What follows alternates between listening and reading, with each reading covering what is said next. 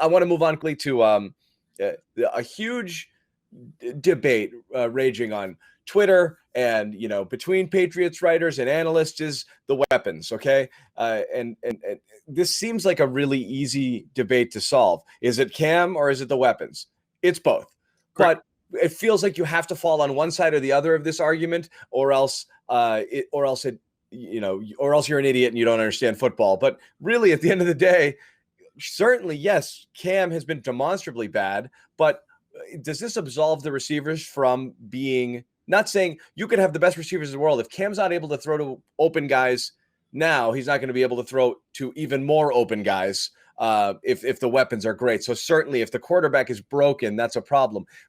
But this is still a dreadful collection of pass catchers that the Patriots have now. So if and when Cam does elevate his game and starts seeing the field better, the problem will once again shift back to the weapons. Yeah, and like I said, when we were talking about Cam, nobody is expecting Cam to elevate this group of pass catchers into the 07 Patriots. That's not the expectation here. The expectation is that Cam is going to make the standard system schemed quarterback throws where, a guy like, for instance, a Jimmy Garoppolo or a Kirk Cousins or somebody like that who doesn't necessarily elevate what's around him, but at least he runs the system and he makes the thing run on time and he operates well within structure. That's what the Patriots need at a minimum from their starting quarterback, and that's not what they're getting. Now, back to the weapons, though.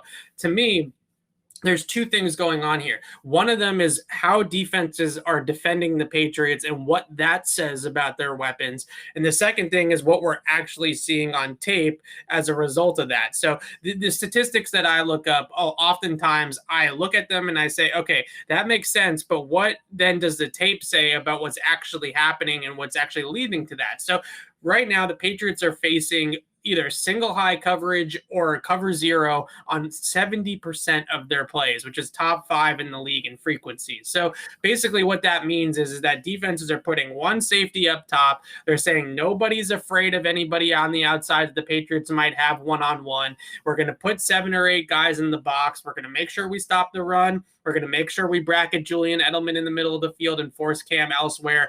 And we're going to live with the targets of Damiere Byrd and N'Keal Harry and Jacoby Myers and Ryan Izzo and anybody else. And that's what the defense is telling us about the Patriots offense, is that they have no weapons down the field and no weapons on the outside that scare any defensive coordinators into going too high or to doubling somebody out there or doing anything creative in terms of trying to stop their weapons. So that's one thing. Then the second thing is, and the Patriots, by the way, statistically are absolutely god-awful against single high coverages throwing the football, because that's when we get into the tape of like, why are they god awful? If they're giving them these opportunities to win one-on-ones and they're giving them all this space in the deep part of the field, is it quarterback or is it receivers? And honestly, I feel as though the quarterback's issues are outweighing the receiver issues at this point, because the Patriots are getting those single high looks. And what's ended up happening, okay, maybe there is nobody open down the field, but maybe James White's open the flat, or maybe he's got a little option route against the linebacker and he wins that route. But Cam is so locked on to Julian Edelman. There's a play on Sunday where Julian Edelman gets cut off in the middle of the field. The Niners rotate into a robber coverage.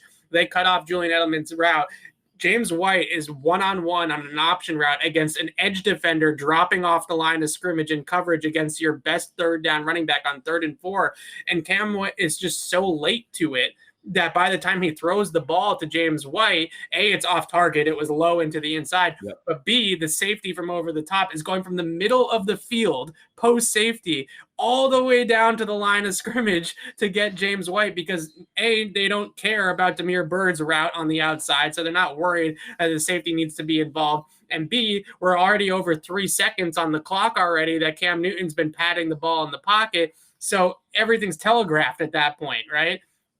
So that's, I think, the interesting thing with the single high stuff is that what Cam needs to do is he needs to find his matchup, right? He needs to, okay, they closed the middle of the field. They got the safety rotating into the crosser window to eliminate Julian Edelman, and that's no longer an option. I can't just stare at Julian Edelman for another, a second. I got to move on to something else. And if he had moved on that particular play quicker, to James White in the flat, they would have had a first down and they would have moved the chains. Later on in the game, I mentioned already that they threw the interception to Julian Edelman on Hossie Juke. And I said, Hossie Juke against single high, the quarterback's readings seemed to hitch. Cam read it, seemed to juke. There's no reason to do that. That's not sound quarterback play. So I think ultimately what you're seeing is that he's getting locked on to his first read in the progression. The defense is often taking that away because it's very obvious that he's probably going to look to Edelman, or he's probably going to look between the numbers in some facet, and then he's not getting to those option routes quick enough from the running backs out of the backfield to make those effective. So that's a major concern. If you don't throw the ball, if you're a quarterback and the receiver's looking at you when you throw the football, you're already too late. That's the old saying. That's the old coaching saying, right? Yeah. Goes all the way back to Vince Lombardi and even probably further back than that.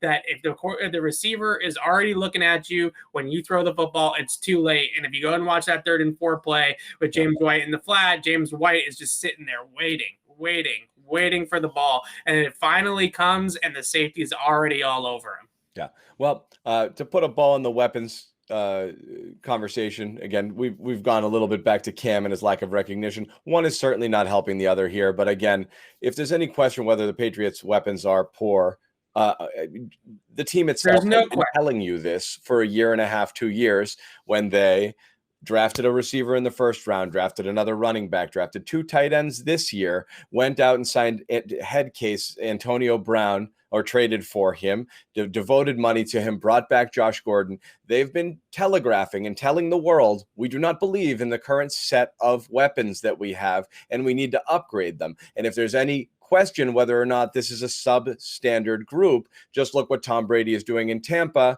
a year after many people had stuck a fork in him. And again, Evan, to be fair on Brady, we were talking about decline. We were starting to and some of this about it. If you look back on it, Brady threw for over 4,000 yards last year with the Patriots, right? And he threw 9 interceptions the entire season. Yeah. They've had 10 interceptions in the last 4 games from the quarterback. And it was still fine. It was still fine by Brady's standards. It was 4,000 touchdowns, a little down, interceptions up. Actually, the year before, I think he had 11 2 years prior. Yeah. But again, his yards per attempt down. Everything was down for Brady, and to the point that we were attributing some of it to he's not the guy who can carry you anymore. Well, I don't know. We might have been wrong there, because you're seeing with an uptick in weapons that he is. I mean, he's dropping dimes out there right now. So again, I don't think we can understate how poor this group of receivers is right now and how long the Patriots have known it for. The fact that we throw Jacoby Myers out there and it's a revelation, and you put him out there in place of last year's first round draft pick, which we're not going to get into Harry again because he's taken enough of a beating, and the poor guy is probably suffering from a concussion right now, and he has a history of them. So everybody hopes that he jumps back in here and he's okay this week. We'll see.